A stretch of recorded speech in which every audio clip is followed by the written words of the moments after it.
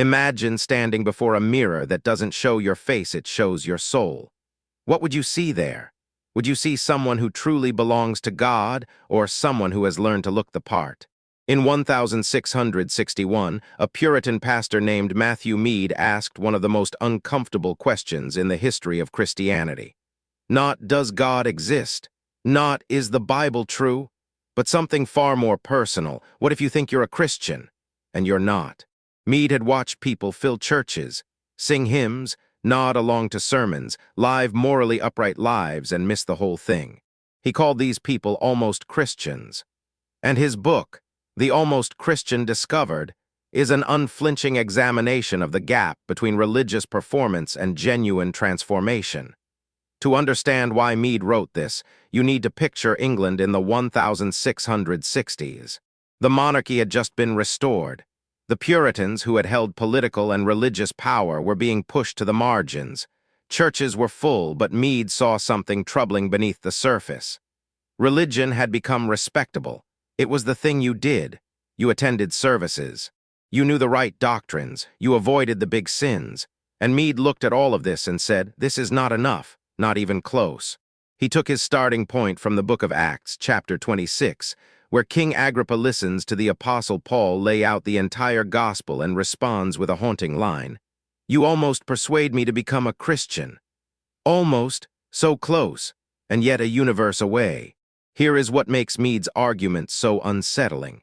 He doesn't say the almost Christian is someone who barely tries. Quite the opposite. He catalogues just how far a person can travel down the road of religion without ever arriving at genuine faith. You can have great knowledge of Scripture.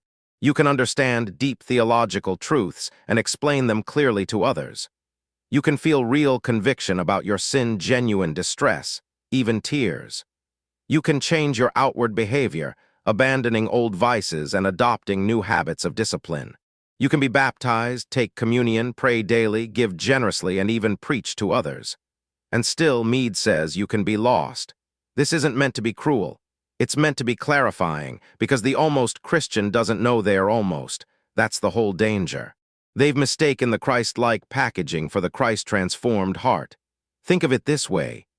Mead describes a person who has cleaned up the outside of their life. They are honest in business, faithful in marriage, kind to neighbors, generous to the poor. From the outside, their life looks like the fruit of the Spirit. But Mead asks, what's driving all of this? Is it love for God or love for reputation? Is it a desire for holiness or a desire to feel good about yourself? Is it the overflow of a transformed heart or the careful maintenance of a religious image? The almost Christian, Mead argues, does good things for insufficient reasons. Their morality is real, but it's rooted in something other than a living relationship with God. It might be rooted in upbringing or fear of consequences or social pressure, or even a genuine but shallow sense of duty. What it lacks is the one thing that matters most, a new heart. Mead makes a crucial distinction here that you need to understand. He talks about two kinds of grace, common grace and saving grace. Common grace is what God gives to everyone. It's the general kindness of God toward all people. It includes conscience, moral awareness, the capacity to appreciate beauty and truth, even a sense of religious devotion. Common grace can produce remarkable things. It can make someone a good citizen, a loving parent, a devout churchgoer. It can produce genuine tears during worship and real intellectual excitement about theology. But saving grace does something common grace cannot. It changes the core of who you are. It doesn't just improve your behavior, it replaces your motivations. It gives you a new appetite. Before, you obeyed God because you should. Now you obey God because you want to. Before, sin was something you resisted with effort. Now sin is something that genuinely grieves you, not because you got caught, but because it offends the God you love. One of Mead's most surprising arguments is about emotions.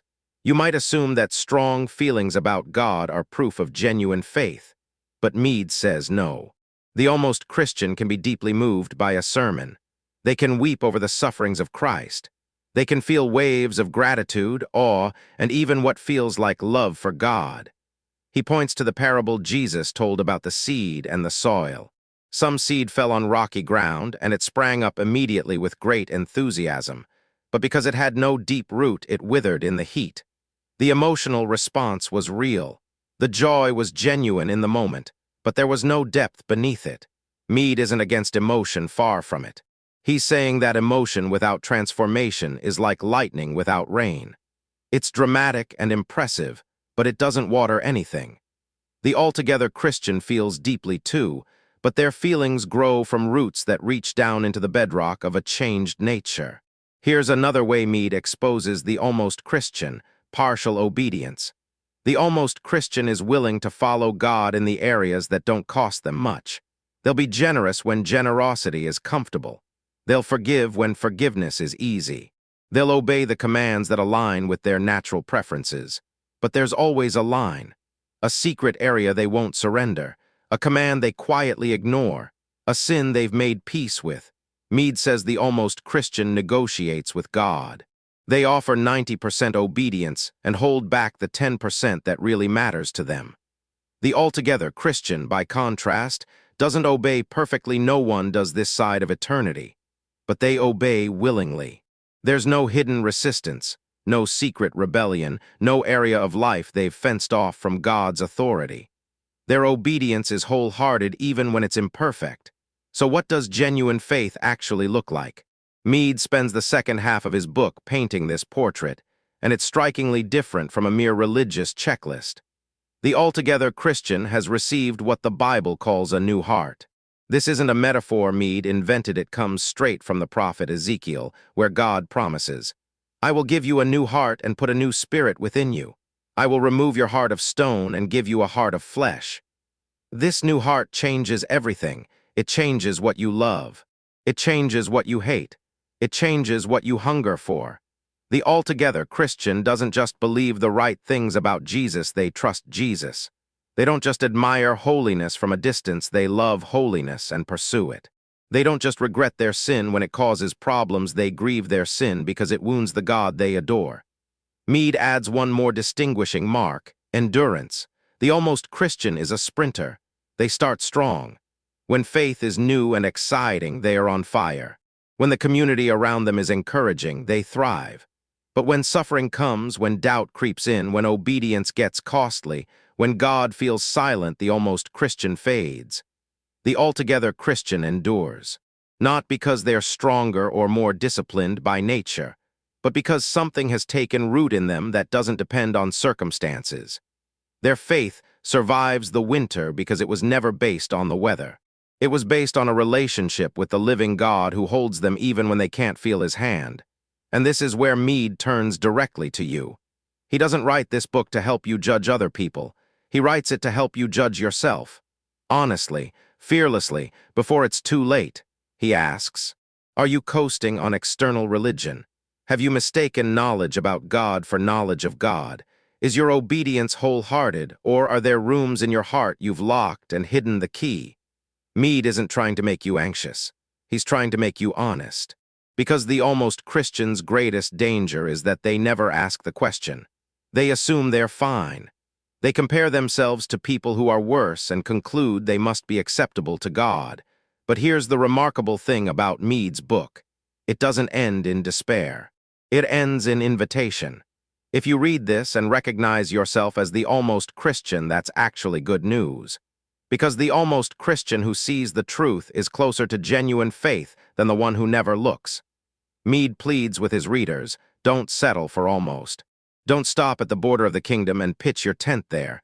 Go all the way in. Come to Christ not with your religious resume but with your emptiness, not with your impressive obedience but with your desperate need. God doesn't want your performance, he wants your heart. Matthew Mead wrote these words over 360 years ago, and they cut just as deep today. We live in a world overflowing with Christian content, Christian culture, Christian branding. It has never been easier to look like a Christian. You can listen to worship music, post Bible verses, attend a church with great coffee and better lighting, and never once confront the question Mead insists you face. Are you almost a Christian, or altogether? The difference isn't found in what you do on Sunday morning.